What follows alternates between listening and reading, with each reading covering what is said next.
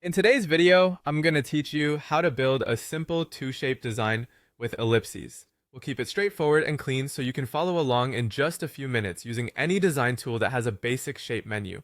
Start by opening your canvas and locating the shape options. Click on Shape, then choose the ellipse. Click and drag on your canvas to draw it out. You can make it tall, wide, or perfectly round depending on the look you want. If your tool supports it, holding shift while you drag keeps the proportions consistent, but it's totally fine to draw it freely. Now make the ellipse into a half shape by dragging. Look for the shape's on-canvas handles and pull one side toward the middle until it becomes a clean half ellipse. Many tools show a special handle along the edge for trimming arcs. If you see it, drag it until you hit exactly half. Don't worry if it's not perfect on the first try. Keep an eye on guides or angle readouts to land around 180 degrees. Next, rotate it.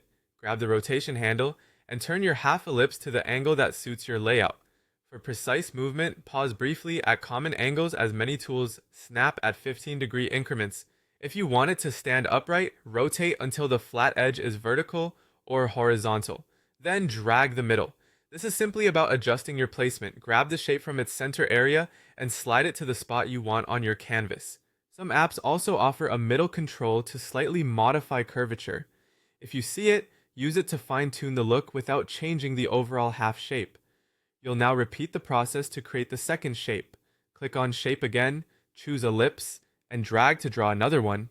Make it in half by dragging, just like before, aiming for a smooth, even cut. Rotate it so it complements the first half.